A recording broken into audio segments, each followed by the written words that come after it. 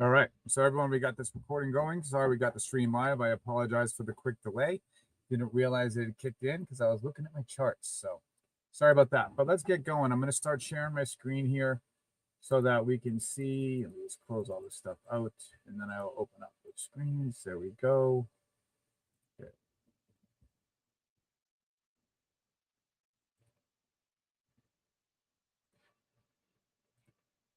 All right. So like we do every day, let's start with news really quick. All right. What do we care about today? Friday, May 1st. First of all, everyone, welcome to May. We're finally here. Year's going by pretty quick.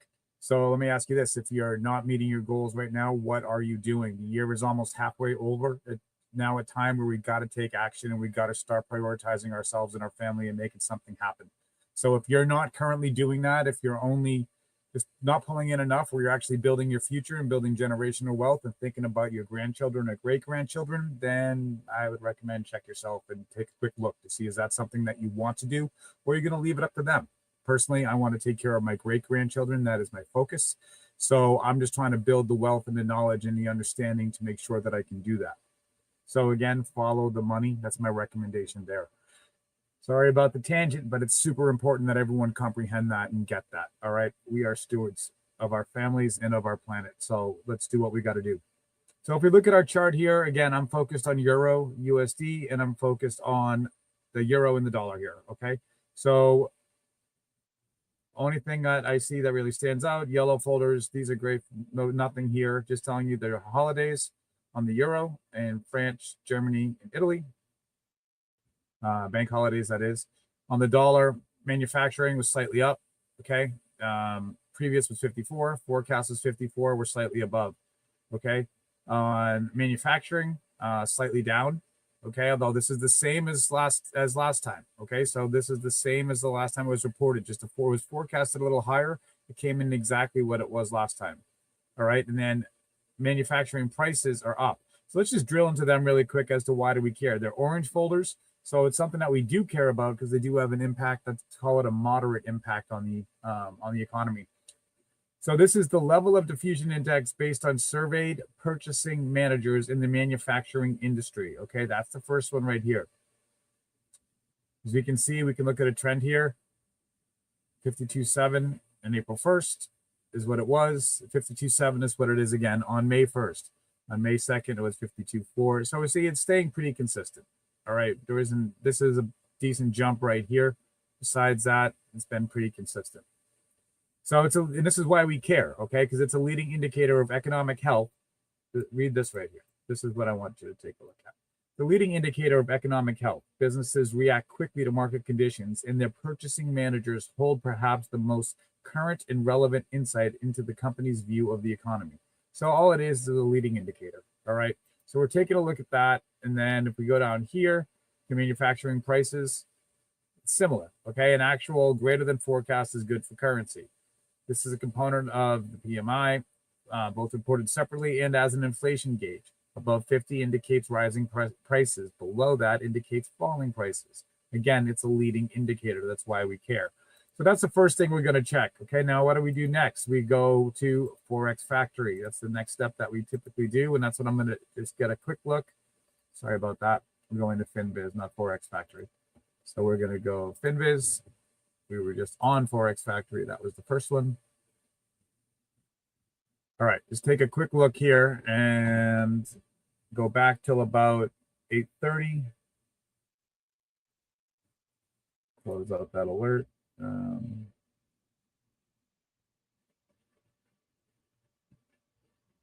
Notice that utility bills are likely to be higher this summer. Okay, something just to be aware of. We can help with that too. We have solutions, as do others. But bottom line is, we have some of the best solutions out here to help anyone in the country with their utility bills. If they're rising, just let us know. We'd love to help. This is why we pay attention to oil. This is why we pay attention to this information. U.S. natural gas futures extend gains on lower production. Apple stock pops. Again, just reading this live. This is what I'm doing. I'm just going up from 8:30 up and reviewing everything. See, is there anything that sticks out?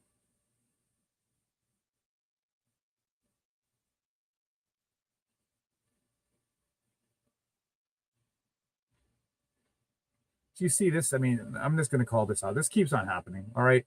As we talk about, the market is very emotional, but it's like, oh, look, like there's peace talks. Okay. Oil falls. Okay. Markets rally.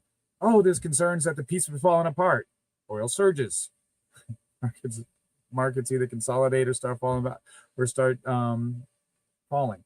It's it's just a very emotional market, and that's why you need to understand your indicators and understand the influence that that emotion has. So that's part of your fundamental analysis. All right, so that's what we're doing. We're doing our fundamental analysis first.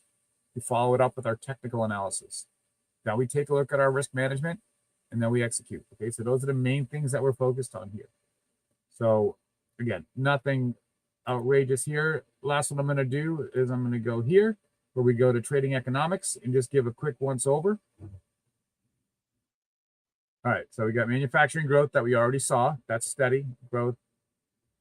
Manufacturing sector grows to the most since 2022. For those of you who work with manufacturing, this is definitely a time to reach out as well because they are growing and this is going to be a good opportunity for them.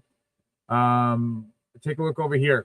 Okay, so 530. So you have US 30, NAS, S&P, basically all growing. Okay, so you can see the change. That's over that's at 1% growth. Okay, so that's pretty significant. And then it shows you right here the Forex change. So, I mean, just pay attention to it. All right, this is what we check. Now let's go to our charts. All right, so I'm going to start over on Euro USD. Again, I'm going to start on the daily, and this is how I'm going to structure it pretty much going forward. I'm going to start at the daily really quick. I'm going to mark up my daily. So I see a demand zone here. Okay. Give that a daily demand zone. And also, if you want help, or if anyone wants help, or you want to talk about, you know, how do you guys do that? How do you set up your indicators and your templates? We can offer that as a service. So just let me know. It's a short phone call. We could probably bang it out in about an hour. But it's something that we can do and help you get all set up so it's nice and simple and easy and quick. All right. So that's the first thing we're doing. And let's see, is there anything else up here that is a small, that could be, let's see. So the way I want to test, is this a supply zone or not? I want to see, is that 50% of this, less than 50%? And I believe it is. But if I was unsure, this is what I would do. I would grab this candle here and I would go to the bottom here. I'm going to right click on this template. I'm going to change that to Fib 50. And yes, it is below. So that is a supply zone. So next I'm going to take this.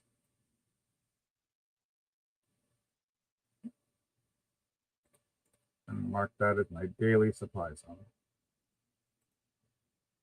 All right. Now, one of the things that we started going over today and doing a little bit more of that I really like is, you know, this is how we're kind of starting here. So we're going to lead with this information. So right here, I am going to make sure that this is visible on my 4-hour chart and my daily. All right, and same here. I want it to be visible on my 4-hour chart and my daily. All right, so that is the thing. Now, if I go back to the daily on the previous candle here, we have, I'm going to change this. I'm going to move this right here to the low on the previous candle, and I'm going to call that. I have a template for that as well. I'm going to call this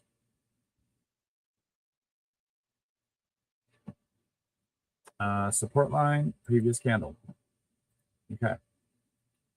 On this right here, I'm going to get rid of that. I'm going to get rid of this right now. Just don't want to keep it cleaner. And I'm going to move this to the low that we have here, which is way down here. So this is the low I see in the area. All right, now if I look at the high on that previous candle, that's pretty much, I'm not going to really mark that because it's right in alignment with the base here.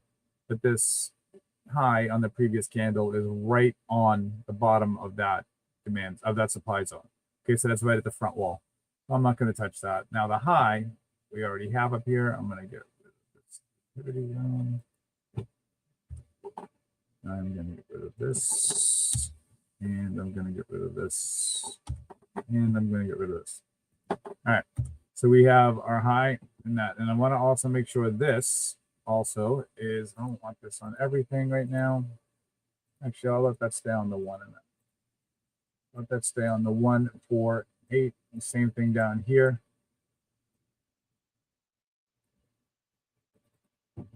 You'll let this be on the 1, 4, and 8, meaning the 1 hour, the 4 hour, and the 8 hour in the daily. And this one right here, let's see what we have this for visibility. All visibility is what candles can see this.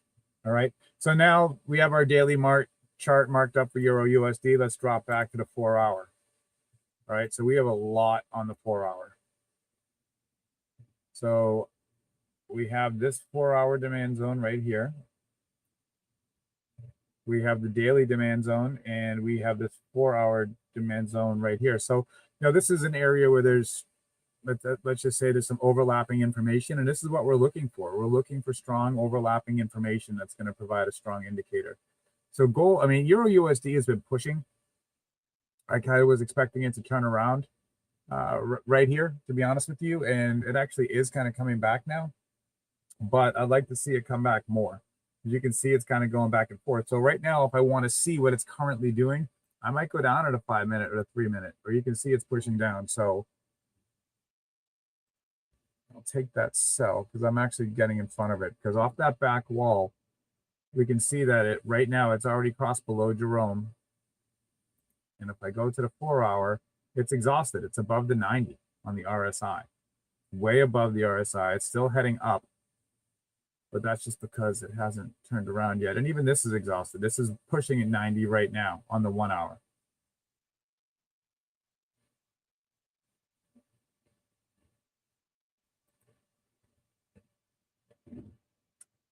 So we're going to watch this right now, but looking for this to turn around and become a sell. And I'm going to take that sell probably down to the 10. All right. So that's what I'm looking for there. So is there any other markups that I need to do here? We have information over here. That's going to stay. That information was previous and hasn't been touched. As I can see, it hasn't been marked flipped. So therefore, both of those demands, this is no longer a demand zone. This is a supply zone flipped one. Why it's above us. Okay.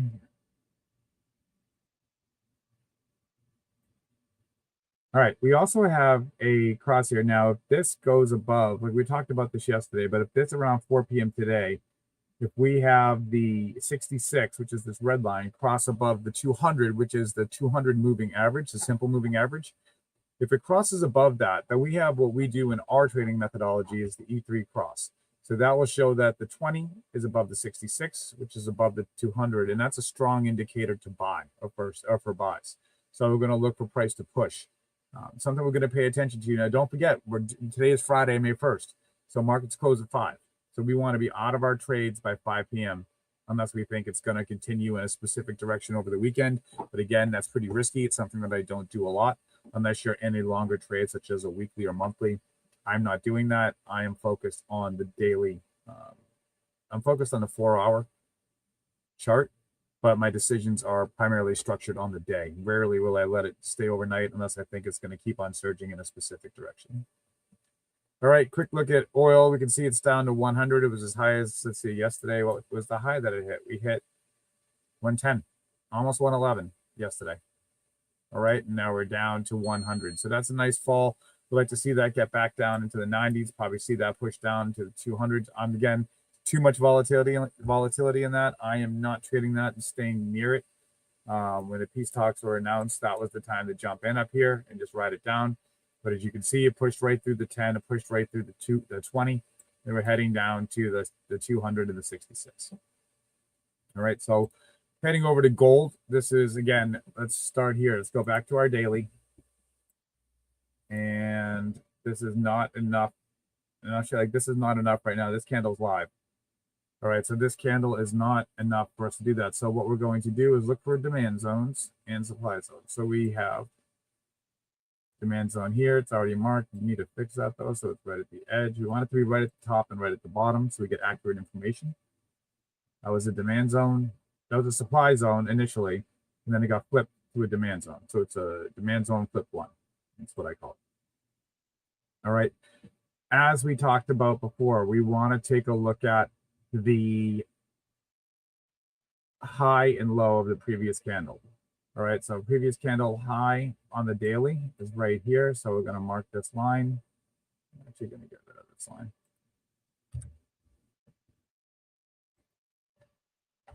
And the way I get that line to show up is Alt-J. That's how you do array from a point. If you want to go across the whole page, it's Alt-H. Those are two shortcuts.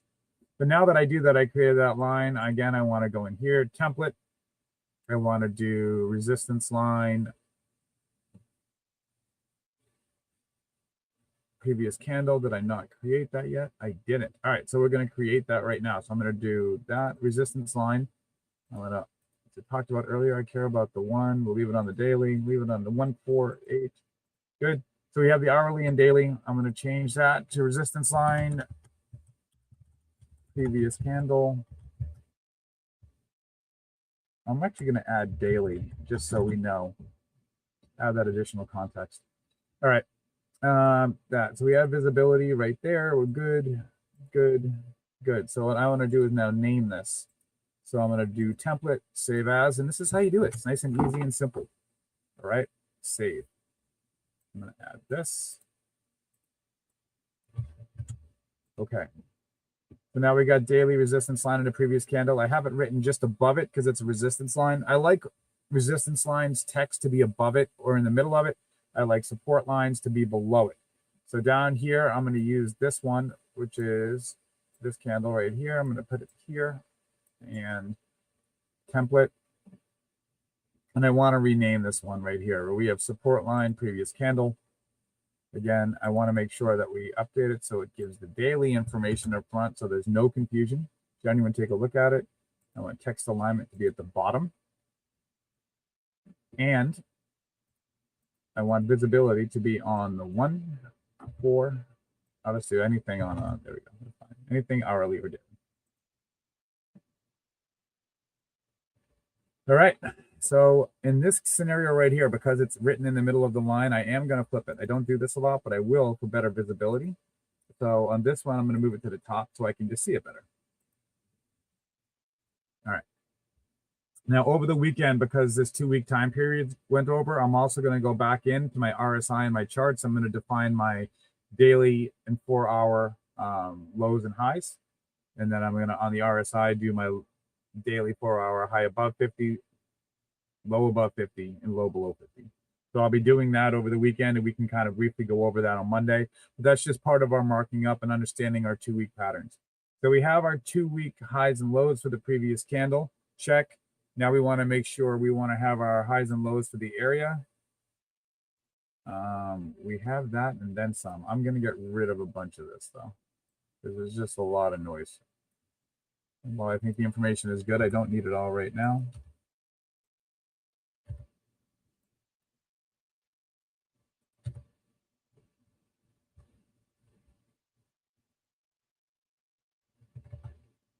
Yep. All right, they can all go. Good. I just wanted to make sure. I'm going to leave this one. This is my daily support line and low. That's where we are. And then what about our high? Let's take a look. Where's our daily high? In the area. It's right here. This is kind of the area that we're looking at right now for our area. Sorry, this is not our daily. This is our high. So this will be our resistance line for the area. So I'm just going to say resistance line. And actually, you know what? I'm going to add this to daily area resistance line. All right, this is what we were talking about before. This is one of the things we want to get. And again, I'm going to make it available on the hourly and the daily. I'm going to eliminate the others. Okay, I want to go back to the text, and I want to save this as a template for a daily resistance line. So I'm going to do save as. Done.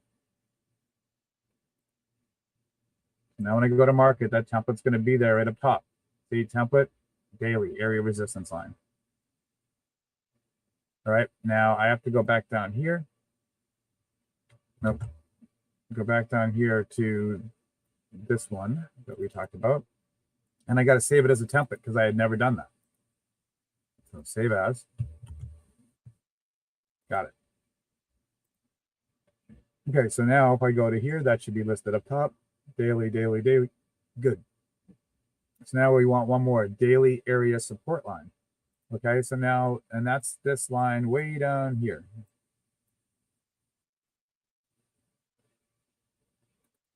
So we're going to call this daily. Now that's a daily support line and low. So that one can actually stay because that's a daily support line and low. That is for the area. Okay, but I also want to create one, a template here. So I am going to click on this one just so we can update it. Daily area support line.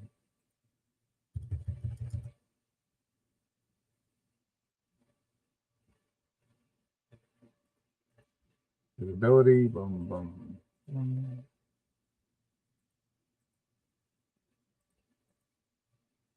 Text, copy, save as.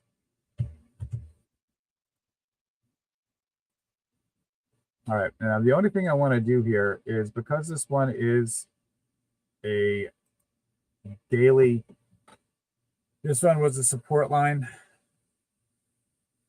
a daily support line and low. So I am gonna add daily support line and low to this specific handle.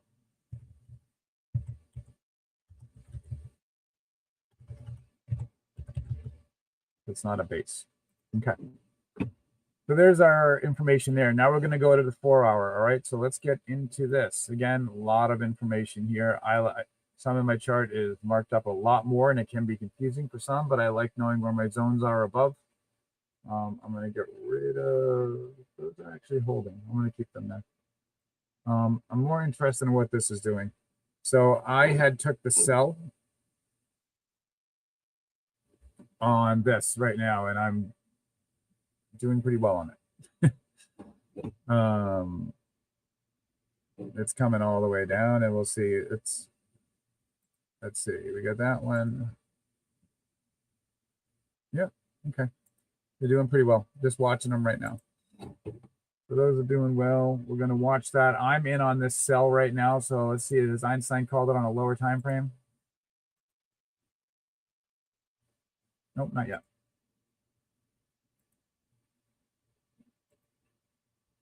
Get under 3. But again, I'm focused on the 4 right now. So we're going to drill in here. We have this 4 hour demand zone. See, where does that come from? Right here. That has not been flipped. It's been holding pretty strong, actually. And then right above it, we have this 4 hour demand zone. And now I can actually pull down a little bit, just sitting slightly above it. It's newer information. So, I mean, I think I'm comfortable getting rid of this. And this is what I'm going to do, though. I'm going to get rid of that information because you don't need it. But I do like the structure that I created below. So I am going to mark the bottom of it right here as a support line and base because I find that information important. I just don't need that other demand zone listed there. So support line and low. There we go. So now if I scroll back over to my where we actively are,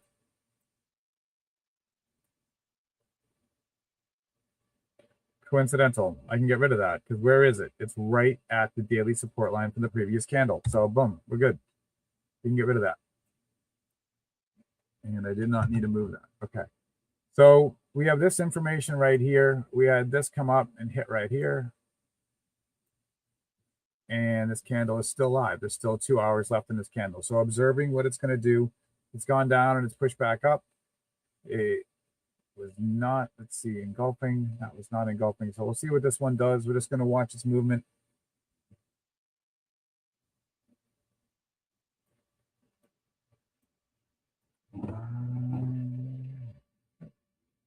Me, it's small. I'm up about, let's see, 179, 77, 90. I'm up like 70 pips right now from when I got in initially. So not bad. Again, higher lot sizes. Now, things we do have to pay attention to because we are on the 4 hour. So I'm just going to zoom in on the RSI for a minute. First of all, we had a significant V correction. This was a great chance to get in.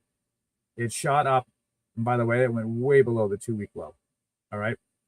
But as you can see, it shot through the 50, it shot back up through the 50, and it shot right through Jerome. Jerome is the 10 moving average. All right. So that is a very strong resistance line right here in the RSI, and it shot right through it. Again, we're on a 4 hour, so it's taking a look at data over the last 4 hours. As you can see, we have 2 bullish candles, 2 green candles. So it's pushing up, and that's why that's pushing straight. Now, if we drop down 2 hour, which is, again, Einstein called that. That's good. And on that Einstein call, you would have hit TP3, which is great. Let's take profit 3. On the 1 hour, again, Einstein called that as well. On that one, you exceeded TP3 as well, too. Again, I like to sometimes zoom out and take a look. Do we see any physical patterns? Like, do we see head and shoulder patterns forming? And notice this, like the timing here. I'm going to go here for a minute. This happened at 5 a.m., 1 a.m. So all this stuff is happening right here where it's turning around during the UK market. Hey, Don, how are you? Fantastic, Mike. Thank you. Yeah, you're welcome. Yeah, so what I kind of did is, with Donnie this morning, we went over on Bitcoin and a few different things. One of the things we started doing was our process for marking up the charts, and he was mostly Bitcoin focused, but I find it valuable across others as well. What we're doing is we start by always starting with the daily for our structure, and this is what we went over. Is we went with the daily, we found our daily supply zones and demand zones. Then we found our highs and lows of the previous candle on the daily. Okay, and then after we found the highs and lows in the previous candle, we went for the highs and lows of the area. So we did that and we marked it up for Euro USD, and now we're doing it for gold. And we also showed how you can create templates based on what we did. And I also said, we can offer that. We can help people with that too. If they want us to do it and kind of walk through it with you, I said that's a service we can offer. It should take about an hour to kind of get those templates set up. If you want help with that, just reach out. But if not, just follow along to what we're doing and set it up yourself. It's pretty phenomenal and easy, but it really simplifies things when you're trying to go through and mark up your charts and you don't have 2 hours to do so. Yes, and it can take a little bit of time, especially when you first start. Yeah. So having the templates in place definitely makes it easier. And I've seen that with you. I've got some templates, but your templates are much more extensive than mine. And but I see you going through everything, and it's like, wow, it's fast. Yeah, so it matters. And especially right here, like you said, one of the things we were doing is specifically looking for overlapping information. All right, so we have the daily set, and we have a daily, for example, right here on the euro. That's on gold. So let's look at gold really quick on this. All right, so if I'm going to mark up my daily, that's not a demand zone. We already did that, but I wanted to see if that was forming. That candle's still live, so we can't do anything with that yet. But we have a daily demand zone down here, and that's why I label it too, so it's not confusing. There's our daily support line in the previous candle, and they're going to be visible on the 4 hours. So now we go down to the 4 hour. And there's that demand zone. Actually, you know what? That daily one is not showing up. So give me a split second because I want to make sure that's visible on the 1 and the 4. Okay, there we go. So now if I drop back to the 4, there's my daily demand zone. Okay. And I was saying, when you look at the RSI is really strong in an upward trend. It's already pushed through the 50. It's pushed through Jerome. So the 4 hour RSI is heading up. And I mean, this line right here is the 90. So this is why it's saying that we're getting there. We're at 85.30, 85.20. We're in that exhaustion frame. And you'll see that as I minimize this in the candles. All right, when the candles start going up, they're pulling back right now. That's why you're not seeing it. But if the candle was up higher and it was pushing up, the candle would be white, not green. And that's marked like that on this chart because it shows my goodness gracious. It shows exhaustion. And it's just something that we have to be aware of. The trade that I was going to say, the trade that I was actively in that I showed them is the Euro USD specifically spiked and it went really high. Oh, I did not need to move that. It went really high and it came up here. And when I was taking a look at it at some of the lower time frames, it looked like it was turning around and it was the right time to jump in. So we jumped in on the sell Right now up 80 pips. So we did that live. Well done. Yeah. Nice. Yeah. So let me ask you a question. What are you saying? Like when I see that candles are starting to get exhausted, like what you're just describing, I look at the RSI and for instance, let's say they're exhausted and they're bullish, right? Mm-hmm. So it's going up. So the RSI is already broken through Jerome. It's broken through the 50, but a lot of times I'll see them exhausted because they've been going up so much, but they're not in that overbought zone yet. Yeah. And so if they're not overbought, what's really a stronger signal? The exhaustion or the overbought? What are you saying? Combo. So I actually moved my numbers to 90 and 10 rather than 80 and 20. Interesting. Okay. Donnie said he does that for scalping, but I'm looking for extremely strong indicators. I'm not looking for lukewarm information, or not even lukewarm. I'm not looking for hotter than lukewarm. I'm looking for information that I can jump in. I'm not spending enough time in this because I'm doing other things. Excuse me. If I was spending all day in here, and looking to make this my primary source of income, then that would be a different story. But I don't have that kind of bandwidth right now. So I changed it to 90 and 10, and I use it as a leading indicator. So, okay, I'm expecting this to turn around. Then I'll go to look for, do I see any structure? Do I see resistance lines, support lines? Do I see demand zones, supply zones? And I'll go down and walk it down a little bit. If I'm on the 4 hour, I'll go down to the 1 hour. I really don't mark up below the 1 hour. I typically only marked up the 4 hour and the 1 hour and the daily. The daily I don't even do all the time because it changes slowly. So I usually don't have to do a lot with the daily. But it is important to note that Donnie had mentioned today that two things. Number one, he will often use the RSI as an indicator that it's getting exhausted, it's about to flip, and then he starts looking for other confirmations. And if he can get another confirmation or two, then that's what he's using to indicate that he should be doing something. He also pointed out that especially on Bitcoin, that you can trade the 10 and the 20, and that often that is a very, very strong cross. So whenever the 10 crosses the 20, that is a very strong cross, and to pay attention to that. Really? Yeah. I think we talked about that the other day too, because Bitcoin itself is much more volatile. Mm-hmm. Gold is volatile, but Bitcoin is several times more. And then you look at something like the Euro USD, it's not very volatile typically. Correct. So where it's more volatile, the 10 crossing the 20, that would make sense. But if it wasn't volatile, then you wouldn't see that. So yeah, that's why we don't see that in the Euro USD. Yeah, but I am going to show this. Like I do have Euro USD up right now, and it's on a 1 hour chart. And I'm just going to kind of show you an example here. We have the 10 crossing the 20 right here, and it's gone on a run as soon as that happened. I mean, that is significant. I mean, we're talking since that cross, 105. Wow, that's a lot. And that's Euro USD. Yeah, it looks like a lot. Yeah, that's Euro USD.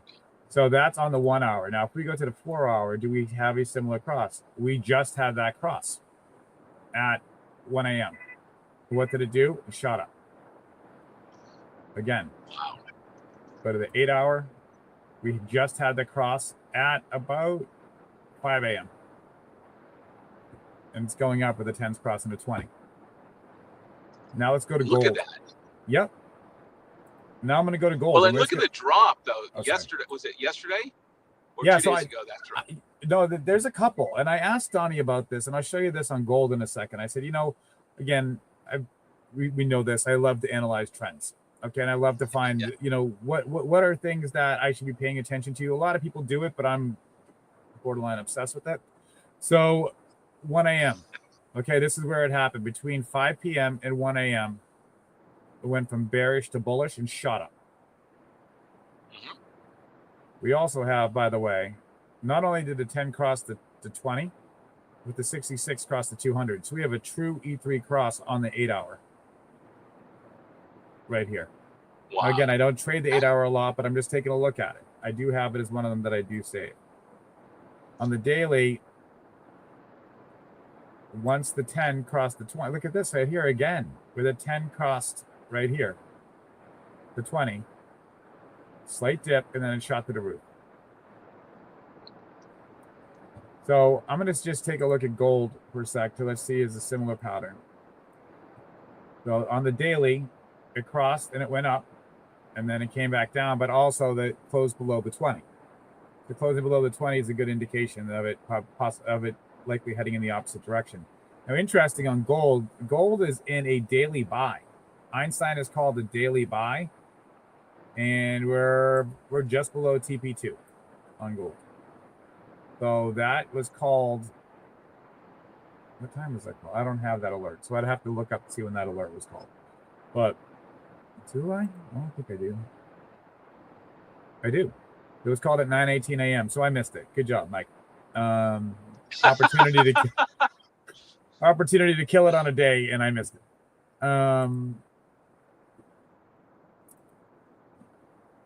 This one is very loud, this chart. I got to clean this one up, but just let's take a look at it again. On the 4 hour, right here, it just crossed the 20, and it started to go up. Yep. On the 1 hour, it crossed the 20 down, and it went down. And over That's here, still, I mean, if you look at gold in comparison, though, that's been, for the most part, consolidating. I mean, there's been some ups and downs, but for the most part, it's pretty consolidated in comparison to what we're seeing with the Euro USD, which is significant ups and downs. Yep. Like here, this is a weekly. I'm just going to take, just so you can get a bit, like a more of a macro look at it, right? Look at gold. It shot way up. Oh, yeah. Way up. And this is going back to right here when it started this movement. By the way, let's see. We had right here, right there, the E3 cross. In March 6th of 2023, the 20 crossed to 66, and it hasn't come back yet. It's been, so if you're doing long-term trading and you have much more ability to buy and hold on long-term, that is pretty massive. Yeah. And it just has gone up, up, up. As you can see, that's the trend that we're seeing. And now compared to like lately, again, this is weekly, it has been more in a consolidated state. I mean, we are dealing with going from roughly 54 to 44. So that's $1,000 movement. It's significant, but in comparison to what happened before, where you had a 3,000-4,000 move, right? It's just very, very, very volatile. Well, and you have to look at technology in that as well. I mean, there's a lot of different reasons why gold has gone up, but technology is certainly one factor. We're using so many chips, whether it's for AI or for whatever type of data centers or whatever, that the robots, the cars, all the different things we need chips for. And gold is used in the production of all of those, or in the higher end ones anyways. Yep.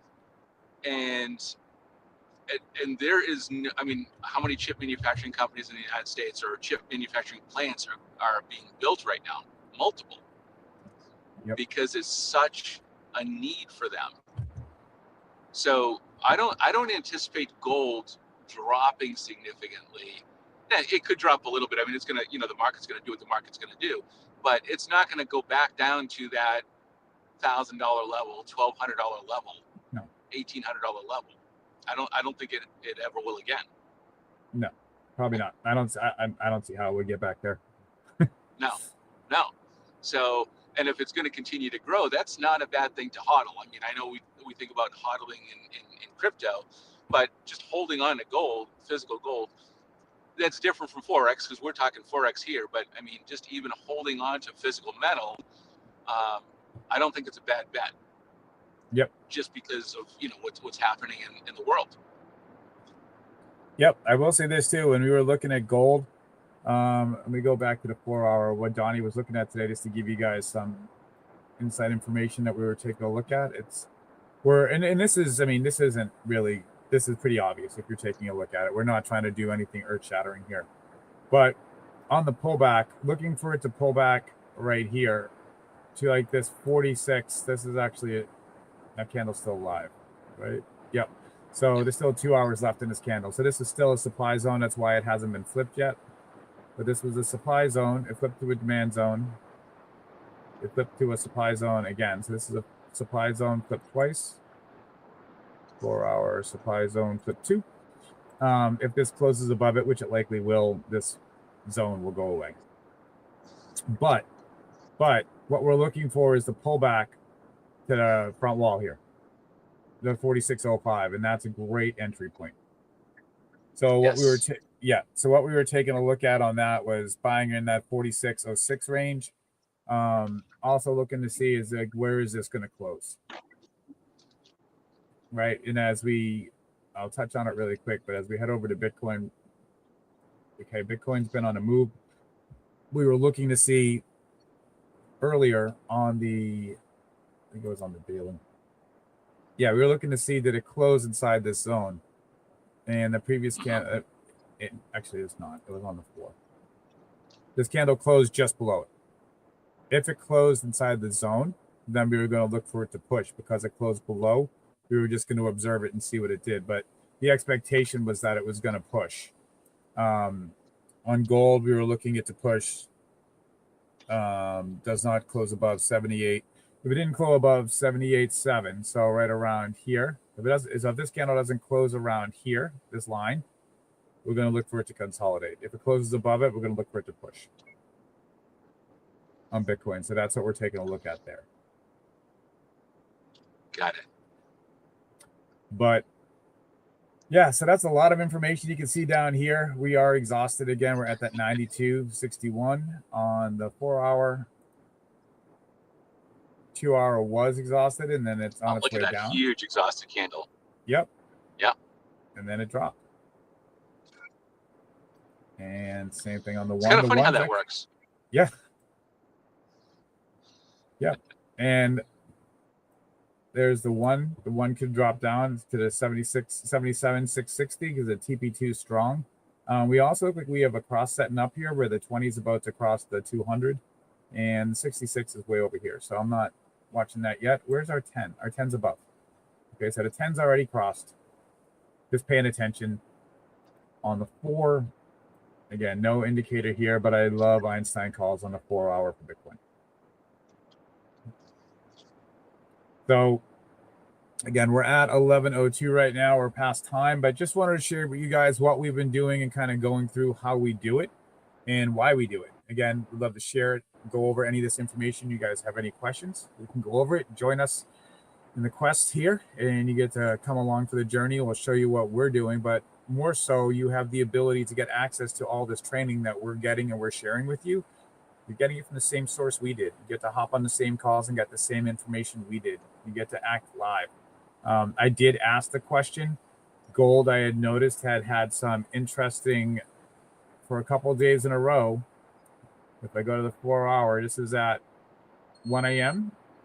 and then the other day at 5 a.m. and it started to turn around. And I just asked the question, is there anything? And he just basically said, yep, it's the UK. I mean, it's the, he said it's just the market. UK market's ahead of us. He's like, when they open, that's when we start to do it. It's actually a pretty good time to trade. So while I don't plan on doing much trading at 1 in the morning, I am going to be paying much more attention if I do wake up at 12:30, 12:45. I might fire up the computer for 30 minutes, considering I feel like I missed out on a couple of big opportunities. But needless to say, it's again, you learn and grow. Find your times that work for you and just stay there. That's typically sleeping time for me. So, yep. That's all I have, Don. I don't know if you have anything to add for the weekend or closing comments. No, other than just to say, really watching what's happening in the crypto market, the gold market, especially right now. We've talked a lot about what's happening in Iran and how it's affected things over the past several weeks. And I think some of that stuff is coming to getting closer to being at an end. And what I'm looking forward to when that happens, forward to and not, is that's probably going to make the markets more stable, because markets are moving more because of uncertainty, and that happens. Uncertainty drives emotion drives the market, for good or for bad. It's just the way it is. So when that particular situation is for the most part over, I think you're going to see a lot more stability in the market, and that's typical. But it'll be a great time to learn to trade, because you won't have the big moves, unless there's specific news that comes out on a certain day, but not on a regular basis where you could be surprised. Because at any time right now, there could be a bombing, or there could be this or that, and it could change the market immediately. Yep. But if you don't have that stuff on the horizon, then it's usually not a big issue, because a lot of times, if the president's going to speak, about it in advance usually. If there's news coming out, like, Mike, you usually cover, and you probably did it earlier, the red folders and the orange folders and yellow folders, right? We know those things in advance. So those are great, but really understanding, having a stable market, it's a great time to join us in the quest, and that's bottom line. So go to q2am.com, register for the quest. We'll reach out to you as soon as we're free, and we'll help you to get started. And really just think about it, turning $250 into $1 million. That's the goal. And that's what we're learning to do. We're not there yet by a long shot, but we're learning. Yep. So that's it. Thanks for taking the lead today, Mike. No, you're welcome. Enjoy it. Again, just showing you what we do. You're just going through it, doing the fundamental analysis first, then moving on to the technical, and then kind of just doing a little bit of risk management if we're making that bet, trying to set our stop losses and take profits, and then move on from there. So again, pretty simple stuff. It's not hard to do. It's not hard to learn. It just requires you to dedicate the time to get it and do it. Push the button and get out there and do it, and then learn from your mistakes and celebrate your wins. So enjoy the weekend, everyone. Don, talk to you later. I'm going to kill the streams right now, but I hope you all have a great weekend. Take care, all.